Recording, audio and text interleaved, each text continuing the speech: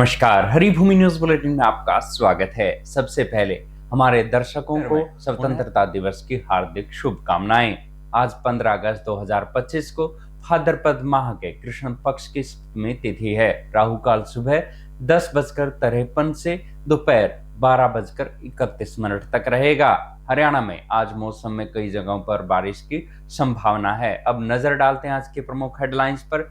किश्तवाड़ा में बादल फटा, मचेल माता के भक्तों समेत 52 लोगों की मौत। 86 गैलेंट्री अवार्ड का ऐलान। ऑपरेशन सिंदूर में 9 जाबांज फाइटर पायलट व ऑफिसर को वीर चक्कर। योगी की तारीफ करने पर सपा विधायक पूजा पाल पार्टी से बर्खास्त। पंजाब में 15 अगस्त से पहले बीकेआई की साजिश नाकाम, 2 आतंकवादी गिरफ्तार। आज मिलेंगे अमेरिका और रूस के राष्ट्रपति, भारत पर और टैरिफ बढ़ाने के संकेत।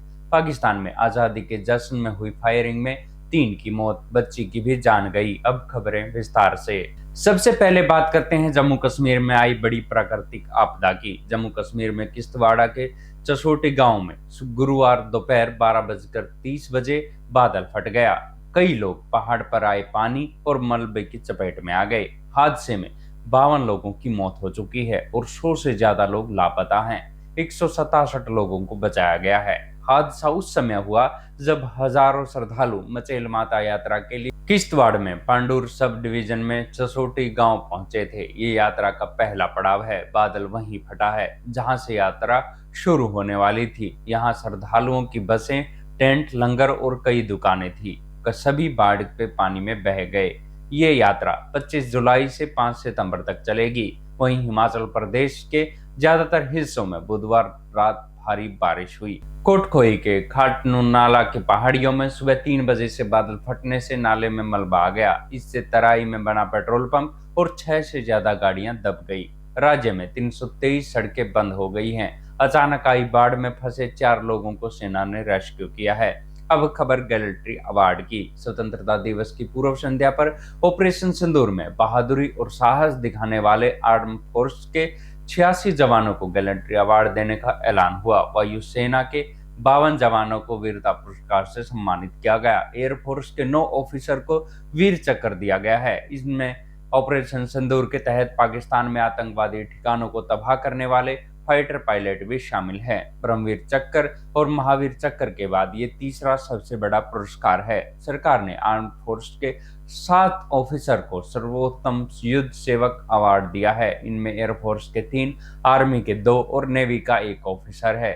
इससे पहले ये पदक कारगिल युद्ध के समय दिए गए थे। इंडियन आर्मी के 18 जवानों को वीरता मेडल से सम्मानित किया गया। भारतीय सेना के अधिकारी ने बताया कि 2 सीनियर इंडियन आर्मी ऑफिसर को सर्वोत्तम युद्ध सेवा पदक से सम्मानित किया गया। वहीं 4 कीर्ति चक्र, 4 वीर चक्र और 8 शौर्य चक्र दिए गए हैं। शौर्य चक्र विंग कमांडर अभिमन्यु सिंह को दिया गया है। वहीं वीर चक्र ग्रुप कैप्टन रंजीत सिंह सिद्धू, मनीष अरोड़ा, अभिमेंस पाटनी, कुणाल कालरा, विंग कमांडर जॉय चंद्रा, गार्डन लीडर सार्थक कुमार, सिद्धांत सिंह, रिजवान मलिक व फ्लाइट लेफ्टिनेंट अर्शवीर सिंह ठाकुर को दिया गया है। बीएसएफ के 16 जवानों को गैलेंट्री मेडल दिए गए हैं। इसके अलावा पुलिस और अर्धसैनिक बलों के जवानों को भी मेडल से सम्मानित किया गया है। इनमें जम्मू कश्मीर पुलिस के 128, सीआरपीएफ के 20, छत्तीसगढ़ पुलिस के 14 पदक शामिल हैं। केंद्र सरकार ने सेंट्रल और स्टेट फोर्स के 1090 पुलिस कर्मियों को सेवा पदक देने की घोषणा की है। गृह मंत्रालय के मुताबिक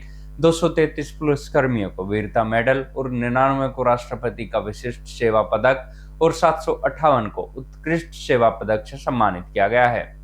जम्मू कश्मीर के सबसे ज्यादा 152 पुलिस कर्मियों को वीरता मेडल मिले हैं। अब खबर यूपी से।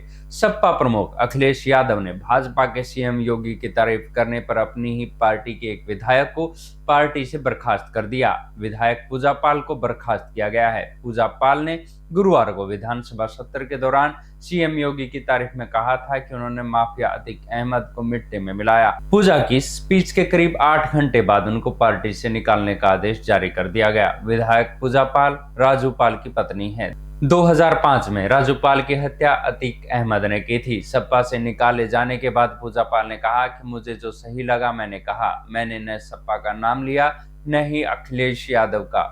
मैंने सिर्फ अतीक अहमद का नाम लिया, मैंने तो सिर्फ सीएम योगी को धन्यवाद दिया था, इसमें मैंने कोई अपराध नहीं किया। अब खबर पंजाब से। पंजाब पुलिस ने स्वतंत्रता दिवस पर पंजाब को दहलाने की बब्बर खालसा की साजिश को नाकाम कर दिया। फिरोजपुर में काउंटर इंटेलिजेंस टीम ने सूचना के आधार पर 2 आतंकी गिरफ्तार किए हैं। आतंकी प्लान पाकिस्तान में छिपे बब्बर खालसा इंटरनेशनल बीकेआई के ऑपरेटिव हरविंदर सिंह रिंदा द्वारा रचा गया था, जिसे पाकिस्तान की खुफिया एजेंसी आईएसआई का समर्थन प्राप्त था। डीजीपी गौरव यादव ने बताया कि गिरफ्तार किए गए दोनों आरोपी यूके, अमेरिका और यूरोप में बैठे हैंडलरों के निर्देश पर काम कर रहे थे। ये ग्रेनेड का इस्तेमाल कर सरकारी कार्यालयों और कार्यक्रमों को निशाना बनाने की साजिश रच रहे थे। गिरफ्तार आरोपियों की पहचान तरनतारन के हरप्रीत सिंह और अमृतसर के गुलशन सिंह के रूप में हुई है। ये कार्रवाई स्वतंत्रता दिवस से ठीक एक दिन पहले और उस घटना के 2 दिन बाद हुई है जब पंजाब पुलिस ने राजस्थान के टोंक और जयपुर के जिलों के बीकेआई मॉड्यूल के 5 सदस्यों को गिरफ्तार कर उनके पास से एक ग्रेनेड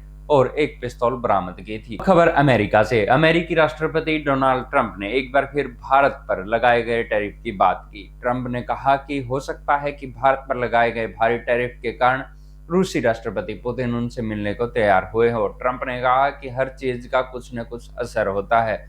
भारी टैरिफ की वजह से भारत ने रूस से तेल खरीदना लगभग बंद कर दिया है। ट्रंप ने आगे कहा कि जब आप अपने दूसरे सबसे बड़े ग्राहक को खो देते हैं और शायद पहला सबसे बड़ा ग्राहक भी खोने वाला हो, तो मुझे लगता है कि इसका असर पड़ता है। भारत रूस से हर दिन 17.8 लाख बैरल कच्चा तेल खरीदता है, जो चीन के बाद सबसे ज्यादा है। ट्रंप ने रूस से तेल खरीदने की वजह से भारत पर कुल 50% टैरिफ लगाया है। ट्रंप ने एक इंटरव्यू में कहा कि अलास्का में आज रूसी राष्ट्रपति पुतिन के साथ होने वाली बैठक के असफल होने की संभावना सिर्फ 25% है।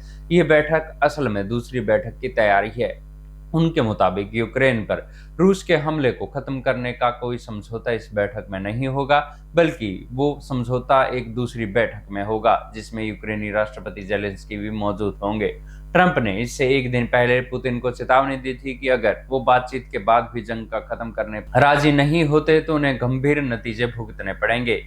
अब खबर पाकिस्तान से। पाकिस्तान के स्वतंत्रता दिवस के मौके पर कराची में जश्न के दौरान हुई हवाई फायरिंग में 3 लोगों की मौत हो गई है। मरने वालों में एक 8 साल की बच्ची और एक बुजुर्ग शामिल है। इसके अलावा 60 से ज्यादा लोग घायल हो गए हैं। शहर के अलग अलग इलाकों में 13 और 14 अगस्त की दरमियानी रात को लोग आजादी का जश्न मना रहे थे। कई जगहों पर लोगों ने हवाई फायरिंग की, जिसमें बेगुनाह लोग निशाना बन गए।